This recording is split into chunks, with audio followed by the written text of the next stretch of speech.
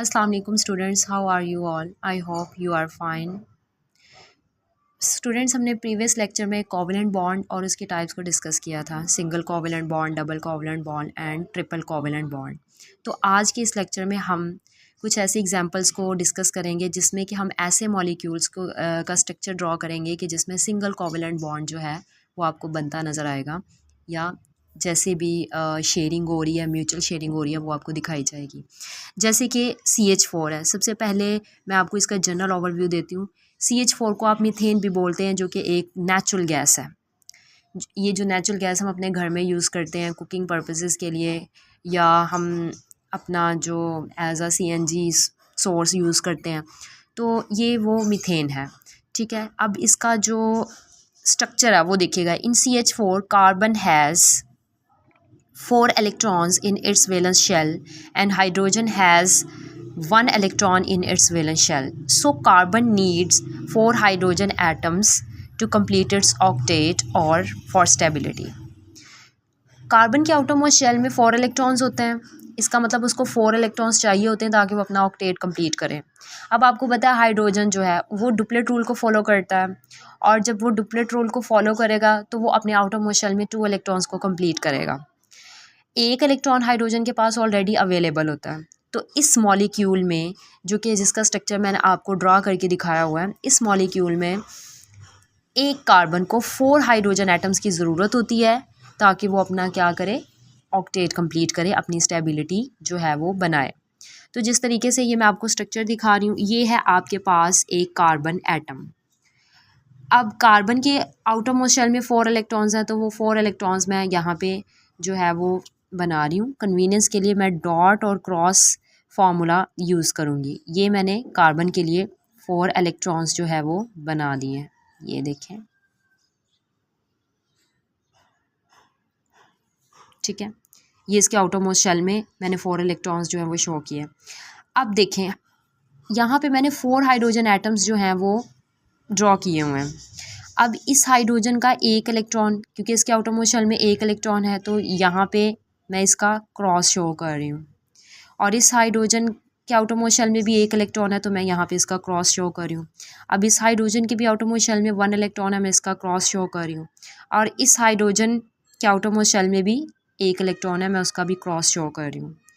अब आप देख सकते हैं कि जैसे ही इन्होंने अपना, हाइड्रोजन ने अपना इलेक्ट्रॉन शेयर किया है, कार्बन ने अपना शेयर किया, तो उससे क्या हुआ है कि आपको पता है शेयरिंग करने से, म्यूचुअल शेयरिंग करने से कोवेलेंट बॉन्ड बनता है।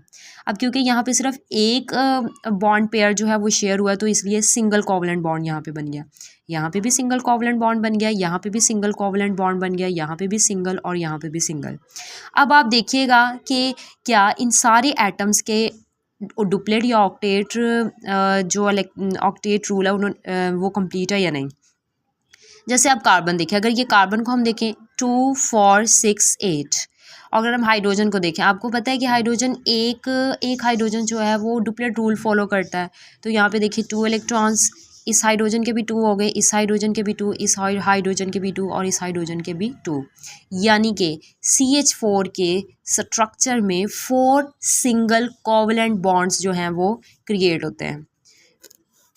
और हम इस स्ट्रक्चर को इस तरीके से भी शो कर सकते हैं। ये आपके पास कार्बन है, 1 2 3 4, ये इसके स्ट्रक्चर को आप ऐसे भी ड्रॉ कर सकते हैं, यानी CH4, 4 सिंगल कोवेलेंट बॉन्ड्स जो है वो आपको दिखाए गए हैं। जी, अब हमने जो है वो वाटर के स्ट्रक्चर को है वो ड्रा करके देखना है कि उसमें किस तरीके से, कहाँ पे सिंगल कोवेलेंट बॉन्ड जो है वो बन रहा है।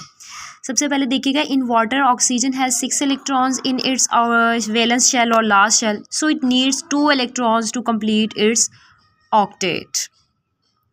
अपने ऑक्टेट को कंप्लीट करने के लिए इसको 2 इलेक्ट्रॉन्स की ज़रूरत होती है, तो इसीलिए वो 2 हाइड्रोजन एटम्स के साथ बॉन्डिंग करता है, म्यूचुअल बॉन्डिंग करता है, अपने इलेक्ट्रॉन्स शेयर होते हैं, म्यूचुअल बॉन्डिंग होती है, जिसकी वजह से सिंगल कोवेलेंट बॉन्ड बनता है। जैसे कि ये देखिए, ये एक ऑक्सीजन का एटम है, ये हाइड्रोजन है और ये भी हाइड्रोजन है। अब आप देख सकते हैं मैं इसके इलेक्ट्रॉन्स को क्रॉस से शो कर रही हूँ, 2 4 एंड 6, 2 4 6। अब आप हाइड्रोजन को देखिएगा, हाइड्रोजन के आउटरमोस्ट शेल में 1 इलेक्ट्रॉन है, तो मैं उसको डॉट से शो कर रही हूँ। इसी तरह इस हाइड्रोजन के आउटरमोस्ट शेल में 1 इलेक्ट्रॉन है, मैं इसको डॉट से शो कर रही हूँ। तो आप अब देखिएगा कि हाइड्रोजन अपना डुप्लेट रूल फॉलो करेगा और ऑक्सीजन अपना ऑक्टेट रूल फॉलो करेगा, और ये स्टेबल भी हो जाएंगे और वाटर का मॉलिक्यूल भी बन जाएगा।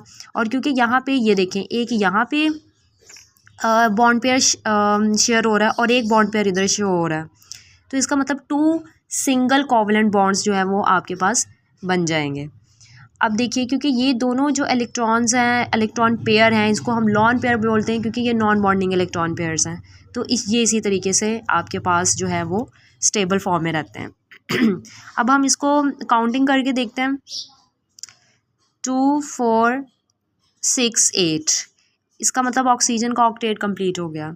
अब आप हाइड्रोजन को देखें, हाइड्रोजन क्योंकि डुप्लेट रूल को फॉलो करता है, तो ये एक इसका डुप्लेट रूल, यानी ये 2 इलेक्ट्रॉन्स हो गए, और यहाँ इस हाइड्रोजन के भी 2 इलेक्ट्रॉन्स हो गए।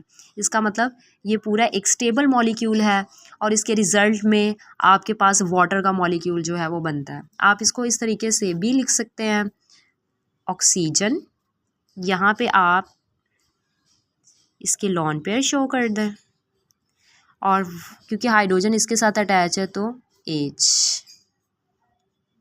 इस तरीके से शो कर सकते हैं। ये आपके पास इसके 2 लॉन पेयर्स अवेलेबल है, यानी H2O। आई होप ये एग्जांपल्स आपको समझ आ गई होंगी, जिसमें कि मैंने आपको सिंगल कोवलेंट बॉन्ड जो है वो ड्रॉ करके बताया, या वो कैसे, ये आपके पास इसके 2 लॉन पेयर्स अवेलेबल है, यानी H2O। आई होप ये एग्जांपल्स आपको समझ आ गई होंगी, जिसमें कि मैंने आपको सिंगल कोवलेंट बॉन्ड जो है वो ड्रॉ करके बताया, या वो कैसे बन रहा है। कोई भी क्वेश्चन होगा तो आप मुझसे पूछ सकते हैं। ओके, अल्लाह हाफिज़।